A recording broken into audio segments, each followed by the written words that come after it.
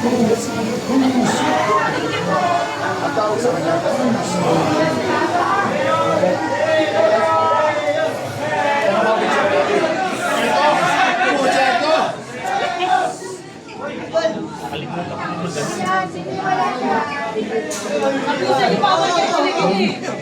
Kamusta kayo? Dahan lang. Hindi ka tingin ba? Stop, palingin mo na. Matakan niyo sa kayo.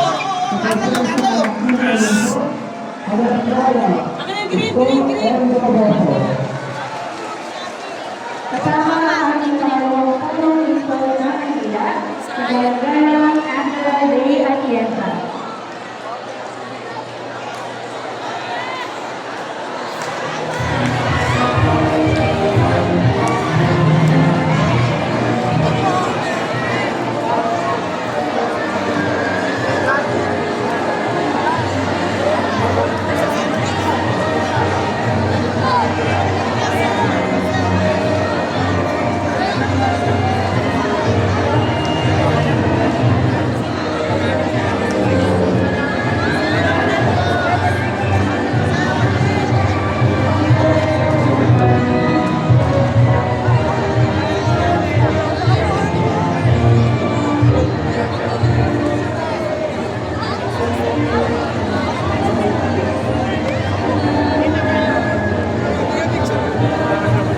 Inaanyayahan ko ang mga magsisipagtapos na pansamantalang bumalik sa ating mga upuan.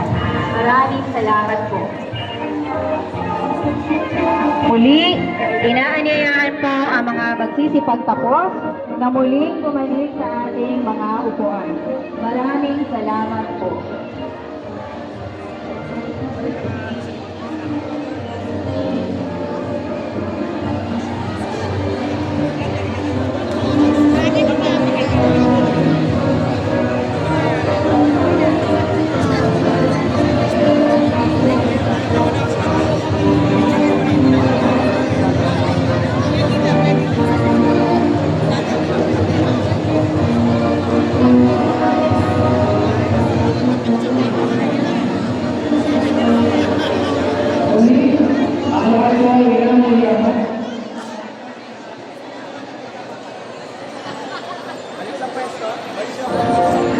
Tapos na balik.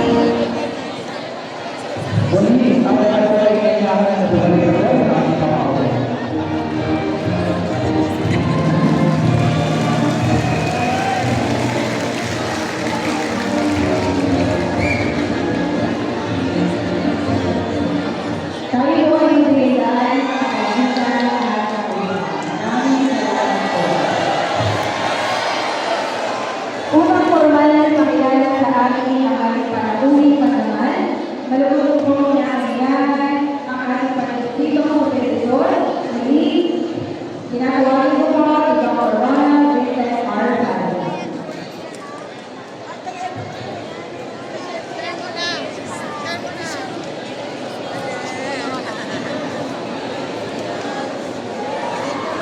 Pinipili naman ang mga pinagdaan.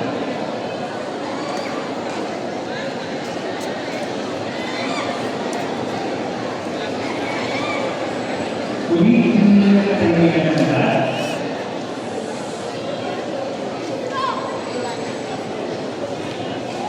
Mga nagmamahal kong kapwa Manileno, ang ating pong panahon pandahan ay mapagmahal sa mga Manileno, lalo na sa mga bata, kabataan tulad ninyo.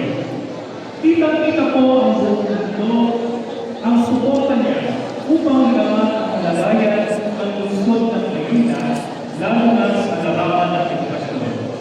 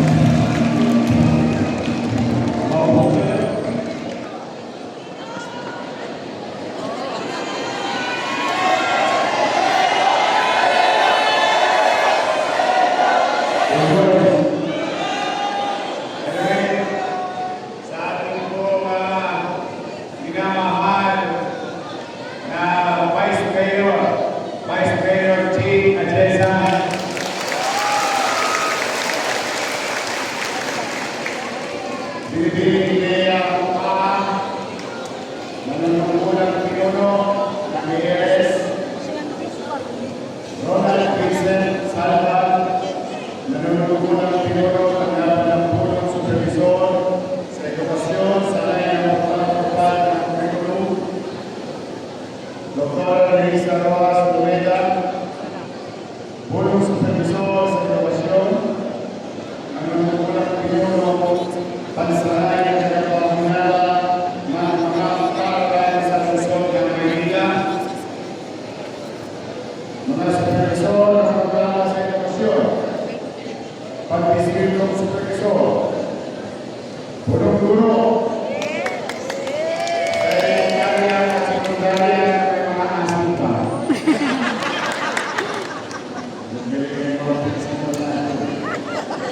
Mga lalong-puno, mga excited na magulang o nai na nangulang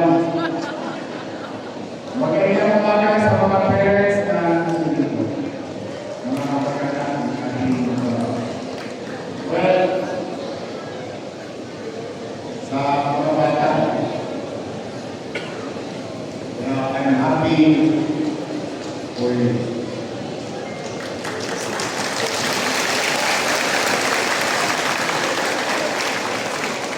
Proud of what you have achieved.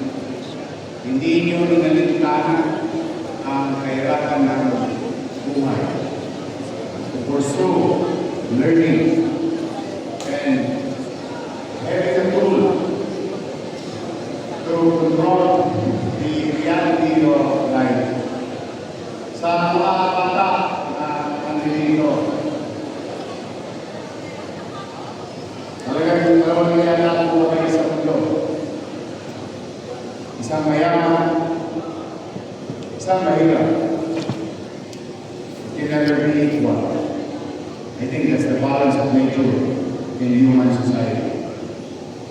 But what God proposes is that today is the start of your journey to better yourself by having those knowledge, yung inyong mga natutunan ay magaling ninyo upang itaguyod ninyo ang inyong mga sarili.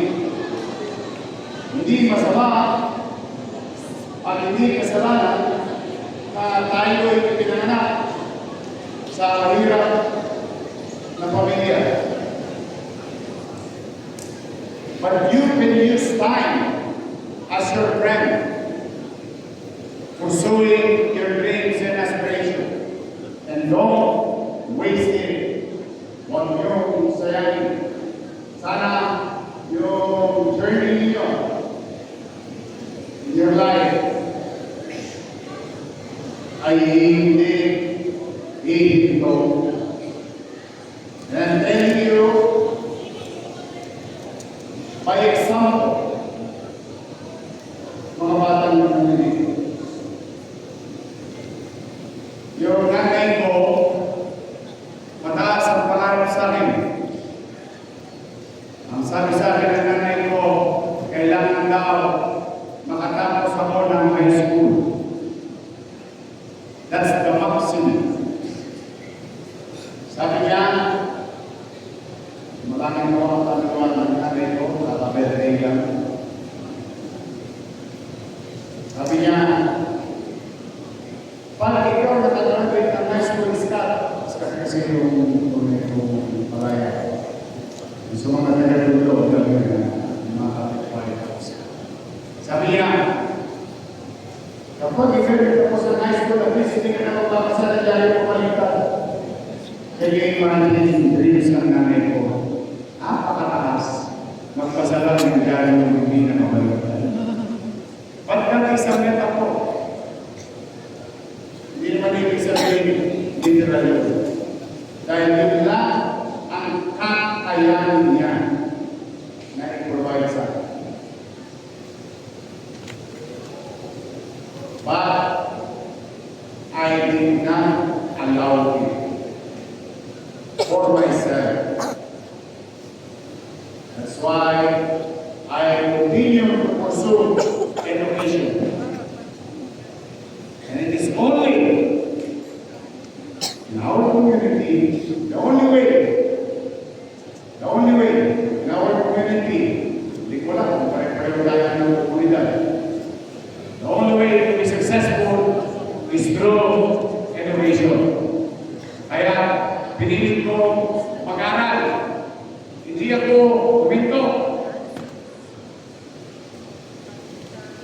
Pagka-graduate ko sa Tondo High School, 1992, simula Abril hanggang Setyembre, hindi ako nag-enroll sa kolehiyo. Lahat ang tinita ko sa pagsasaypas, tiyay-tiyay kami ng nanay ko. Kalahati sa kanya, kalahati sa akin. Pagdating ng Oktubre ng 1992, in-enroll ko ang sarili ko sa PMI. Para lang malapit sa inyo. Philippine Maritime Institute. Dahil gusto ko maging kapitan ng barko. That is my dream. And nobody will can ever stop me doing so. But God intervened.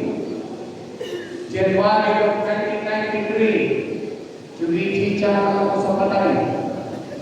Salamat, ito naman lang kapit pera, nilalayo mo yan. May sunny orange, may liver spray. At mahirap, may drops lang. Na-discover ako bilang artista. Meron na nagpaka-artistahin ko. And that changes the course of my life. Remember, don't get me wrong, I want to be a seaman para yumaman ako. I want to be a seaman, gusto ko maging kapitan ng barko para umunlad ako.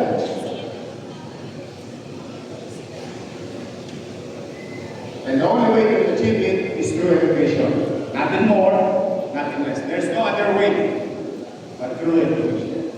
But again, pinalaga po ang pag-artista at mga noong pag-kusya ako, pero mga taga-tutuloy ko, District 1.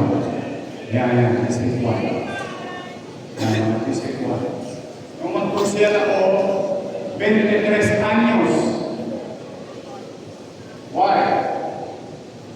My own little way, I want to give back to my community. Siyempre, namatika na yung lagi ko. Sa buhay ka. Kanyang-kanyang ka lang. May chapi ka na. So, I really wanted to serve. Pero nakutya ako after kong manalo. Salamat sa mga taga-Tondo. Dahil high school finish ako, pinawala nila ako.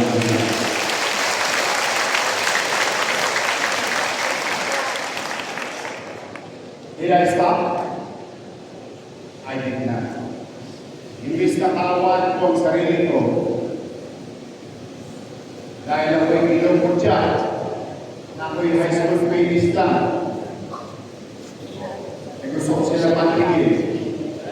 Yung mga politiko diyan, what's the way? Went back to school. Kapag sa kolehiyo, kapag kasi ako ng konti, executive program here, executive program there, all over the world. And yet, now today, we are together. Maybe some of you will be in the same situation that I have. Kaya sa mga bata na natin dito, pag kayo susuko, sino makakala sa Tagpoy, Basurero, pwede maging mayor ng Maynila.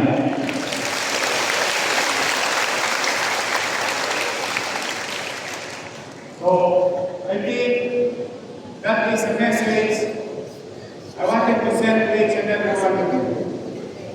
Life is hard. Yung mayaman ka, hindi problema eh.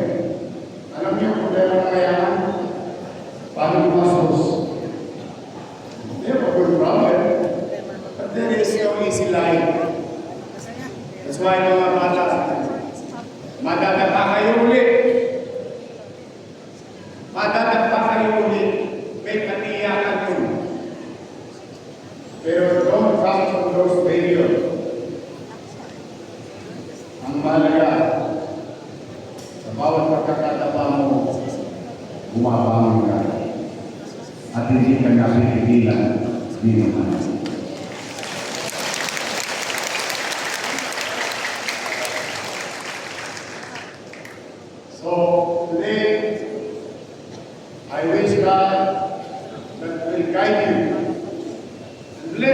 and every one of you of blessings and opportunity. At sana mapagtagumpayan ninyo ang inyong mga pangarap sa buhay. Huwag nyo lang susubukan. And today, sa lahat ng graduates, can you please stand up?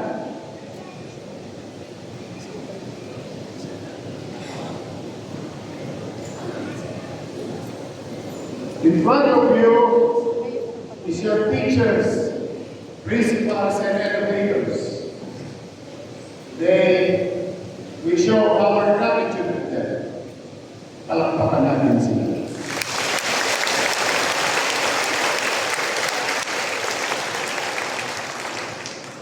At kapit-kapit ang ating mga magulang.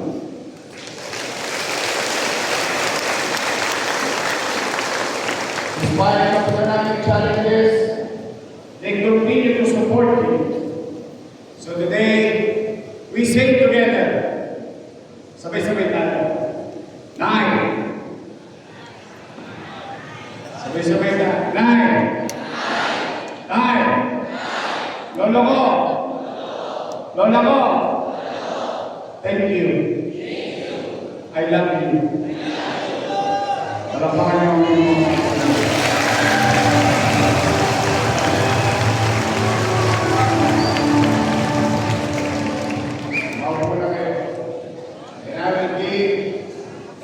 microphone to our beloved, beautiful, able Vice Mayor. But before that, again, nawa, loobin ng Diyos na mapagtagumpayan ninyo ang landas sa tatahakin nyo sa darating na araw, linggo, buwan ng taon. Pagpalain nawa kayo ng Manila! God first. Thank you. Now, let's welcome our Vice Mayor, Vice Mayor Jay Atienza.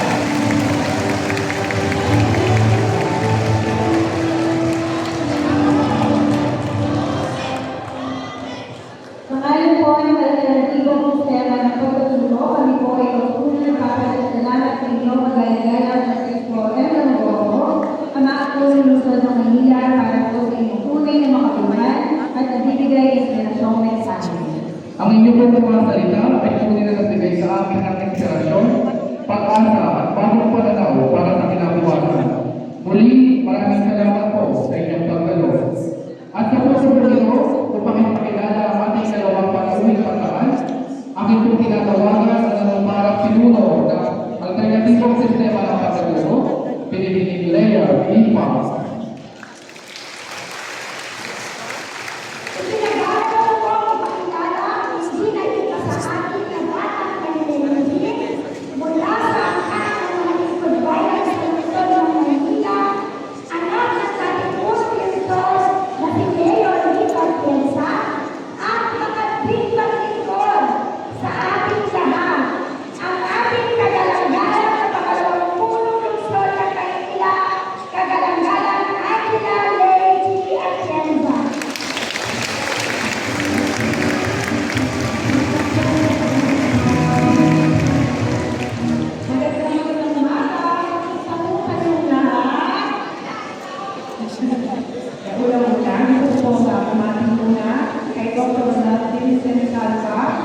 Magandang umaga po, Sir at Engineer pa.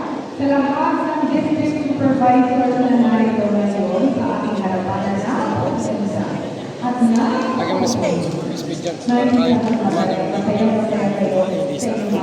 pala. Kaya maraming salamat po. Dahil kung wala kayo, hindi po natin matutuportahan ay pagmamahal ang mga patakas sa inyo. Para natin mga magulang na nandyan sa likuran, kamusta po kayo? Para po sa aking mga kapatid ng mga Muslim na kita po meron muna, kalamlay ko po sa inyo. Para naman sa mga estudyante narito sa aming dyan na nasa kaliwa, congratulations sa inyo.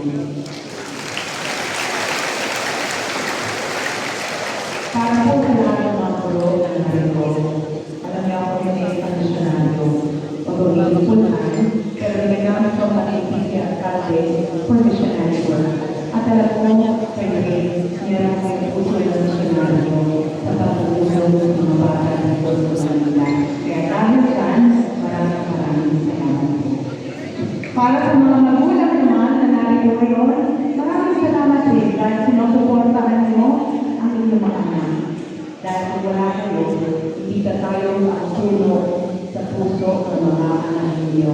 Kaya dahil sa inyo, magiging maganda na ang kinabukasan ng mga kabataan sa Maynila.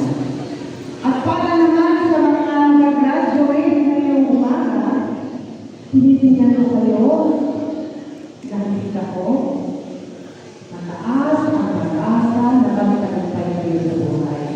Dahil alam ko, nagpupursi kayo na matapos para magawa ng paraan na puputi ang buhay ninyo. Alam niyo, sa totoo lang, naniniwala ako sa tadhana. Nanalo ako dahil sa tadhana. Kaya tinitignan ko kayo lahat dito. Gusto ko alam ninyo, mahalaga ang buhay ninyo, mahalaga ang posisyon ninyo na tumayo sa inyong mga paa. At dahil dito papasok ang grasya ng Panginoon sa inyong mga buhay na siyang tutulong sa inyo na magtagumpay balang araw. Kaya huwag na huwag niyong kakalimutan na magtiwala sa inyong kakayanan na lumaban sa buhay. Pero pag kayo'y nanghihina na at nawawala ng pag-asa, huwag niyong kalimutan na magdasal sa Panginoon. Dahil naniniwala po ako na ang Panginoon ang hahanap ng mga tao na gusto lumaban sa buhay at ibigay sa Kanya ang glory pagkatapos na siya ay mabiyayaan. Hindi natin kailangan maging magaling. Ang kailangan natin, ang kagustuhan ng ating puso na magamit ng Panginoon para makatulong sa ating kapwa. Kaya kahit ano pa man, ang piliin yung daladag sa buhay balang araw, huwag ninyong kalilimutan na ibigay ang lahat ng iyong puso, ang lahat ng iyong kakayanan para sa Panginoon. At dahil doon alam ko magkatagumpay kayo, kaya lagi niyong paghahawakan yun.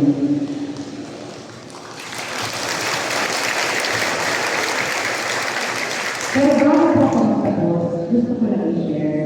Sa totoo lang, ang aming pagsasama ni Obe nag-umpisa pa noong 1998 nung siya po ay nag-uumpisa bilang pagsihal sa mundo. Meron po siya isang bagay na sinabi sa akin noong panahon na yun. Hindi ko sa kanya sinabi, pero pinakawakan ko hanggang mo ako ay lumagina at tumanda na. At yan po ay yung sinabi niya sa akin, kahit kailan, huwag akong mahihiyang aminin na hindi ko alam. Huwag akong mahihiyang tanongin kung hindi ko naiintindihan. At yan po ang aking pinakawakan na ako ay tumanda na at masasabi ko na ako'y tumatay sa inyong harapan ngayon bilang Vice Alcalde dahil pinakawakan ko po yun at kahit kailan hindi ako nahiyang magtanong. Kaya panghawakan na po yun mga bata, okay lang sabihin na hindi nyo alam. Hindi nyo naiintindihan. Ang importante, sinusubukan yung maintindihan dahil para sa inyo rin yun. Anyway, gusto ko lang sabihin sa inyo na naniniwala ako sa kanya nyo. Mahalaga kayo. Mahalaga ang buhay ninyo. Ipaglaban ninyo yun. At naniniwala ako kasama ng Panginoon. Gaganda ang buhay ninyo. Maraming salamat po.